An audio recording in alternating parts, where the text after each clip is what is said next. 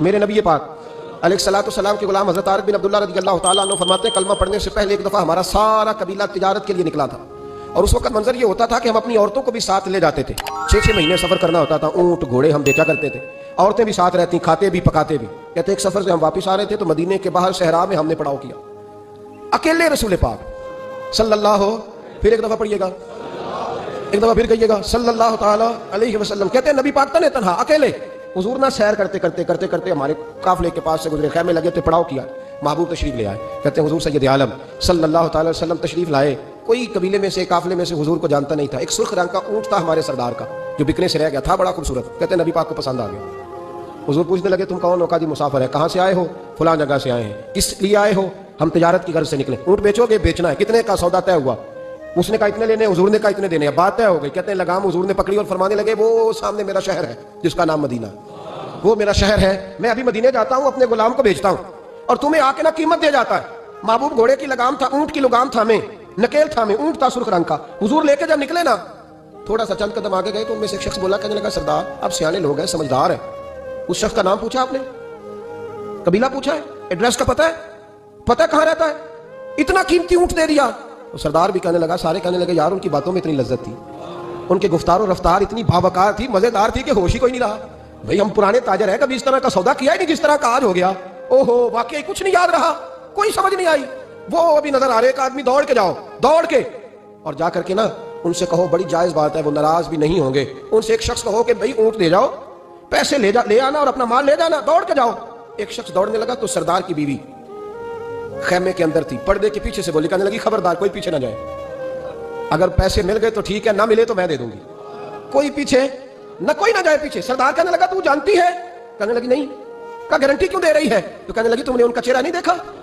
تم تو سودے کر رہے تھے، میں پردے کے پیچھے سے دیکھ رہی تھی۔ پیر مہر علی شاہ صاحب کو کسی نے کہا تھا نبی پاک کا حلیہ بیان کرے، بتائیں حضور کے کان مبارک کیسے تھے، آنکھیں کیسی تھی، ناک مبارک کیسی تھی، بینی مبارک کیسی تھی؟ تو پیر مہر علی شاہ صاحب کہنے لگے کوئی مثل نہیں ڈھولن دی، کہنے لگے مجھ سے نہیں بیان ہوتا حضور کا حلیہ، کوئی مثل نہیں ڈھولن دی، تو چپ کر مہر علی، ایتھے جا نہیں بولن دی، میں بس کر، تو بیان کر سکتا ہے اتنی طاقت؟ اعلیٰ حضرت نے کہا لم یاتی نذیر کفی ناظرین مثلے تو نشد، پیدا جانا۔ کہا حضور مثال تو تب آپ کی بنے گی نا کوئی آپ کی طرح کا پیدا تو ہوگا، تبھی مثال بنے گی، تو جب ہوا ہی نہیں تو مثال کیسے بنے گی؟ کہنے لگی کوئی نہ جائے، نہ پیسے آئے تو میں دے دوں گی، میں تو پردے کے پیچھے سے دیکھ رہی تھی، ان کے چہرے کا وقار دیکھا، ان کی آنکھوں کی روشنی دیکھی، ان کے لفظوں کا حسن دیکھا۔ تم 50 باتیں کرتے تھے، وہ ایک جواب دیتے تھے اور گنے چنے لفظ بولتے تھے، ان کی سادگی کا وقار دیکھا۔ جانے دو، نہ پیسے آئے تو میں دوں گی۔ کہتے ہیں حضور گئے، تھوڑی دیر کے بعد ایک کالے رنگ کا حبشی غلام آیا، پیسے بھی پکڑے اور اپنی چادر میں نا کھجورے باندھ کے تو پیچھے ڈالی ہوئی، وہ دیہاتی لوگ پیچھے نہیں ڈال لیتے، کھجورے ڈال کے پیچھے۔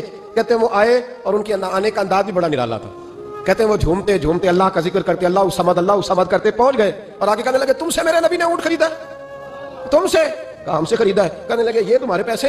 اور پھر چادر کھول کے صحرا پہ بچھا دی، کہنے لگے یہ تمہارے پیسے اور کھجورے کھاؤ، میرے نبی نے تحفہ بھیجا ہے، کھاؤ حضور نے تحفہ بھیجا ہے۔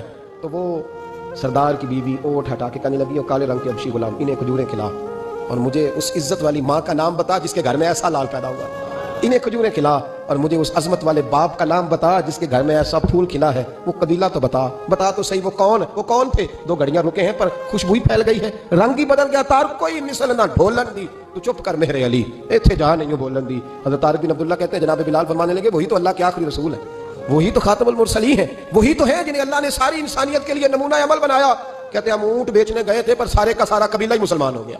نبی پاک کی حضور کے ظاہری حسن کے تذکرے ہماری اولادوں کو آنے چاہیے۔ ایک شعر مرحوم اعظم چشتی نے کہا تھا، کمال کر دی، کہنے لگے سمجھا نہیں ہنوز میرا عشق بے ثبات، تو کائنات حسن ہے یا حسن کائنات؟ میں آج تک سمجھ نہیں سکا، سمجھا نہیں ہنوز میرا عشق بے ثبات، تو کائنات حسن ہے یا حسن کائنات۔ بھائیو وہ سارے طریقے اپناؤ جو رسول پاک نے عطا فرمائے۔ حسن بھی نبی پاک کے طریقوں میں ہے، پاکیزگی بھی نبی پاک کے طریقوں میں ہے، بقا بھی حضور کے، اور جو چاہتا ہے نا دنیا میں سب سے خوبصورت بن جائے، نظر آئے اور اس کی خوشبو سے لوگوں کے دل ٹھنڈے ہوں، وہی طریقہ اپنائے جو میرے نبی نے عطا کیا ہے۔ شاہ عبد الرحیم صاحب محدث دہلوی شاہ ولی اللہ صاحب کے والد ہیں، اور ہمارے بر صغیر پاک و ہند میں جتنے بھی مسالک ہیں یہ سارے شاہ ولی اللہ صاحب کے شاگرد بنتے ہیں۔ وہ کہتے ہیں میرے ابا جی نے خواب دیکھا اور خواب میں انہیں رسول اللہ کا دیدار نصیب ہوا، تو نبی کریم علیہ السلام کی بارگاہ میں شاہ ولی اللہ صاحب کے ابا جی کہنے لگے حضور ایک بات بڑی اڑ گئی ہے میرے دل میں، بڑی، تو کتابوں سے جواب نہیں ملا، آج رب کریم نے موقع دیا ہے اس سوال کا جواب۔ تو عبد الرحیم پوچھو کہ یا رسول اللہ حضرت یوسف کا حسن دیکھ کے لوگوں نے انگلیاں کاٹ لی پر آپ کو تکنے والے تکتے ہی رہے، کوئی بھی ہوش نہیں ہوا، کسی نے انگلی نہیں کاٹی۔ تو کہتے ہیں محبوب نے فرمایا عبد الرحیم رب کریم نے اپنی غیرت کے ساتھ میرے حسن پر 70,000 پردے ڈالے، یہی بہتر ہے کہ پردوں میں وہ پردہ پوش رہے، وہ اگر پردے اٹھا دے تو کسے ہوش رہے۔ فرمایا 70,000 پردوں میں چھپا ہوا حسن ہے، ورنہ کسی کی طاقت تھی کوئی بات کر سکتا، جرت تھی کسی شخص کی؟ میرے حبیب پاک سید عالم حضرت عبداللہ ابن سلام رضی اللہ تعالیٰ عنہ اہل یہود کے بڑے عالم تھے۔ فرماتے ہیں میں تورات زبور انجیل کا جاننے والا تھا۔ جس دن حضور مدینہ طیبہ ایک قصوہ نامی اونٹنی پر بیٹھے تھے، میں حضور سے مناظرہ کرنے بحث کرنے آیا۔ میرے ساتھ میرے شاگرد تھے، ارادہ تھا بحث کروں گا، نبی پاک کو بڑے معاذ اللہ کڑوے کڑوے سوال کروں گا۔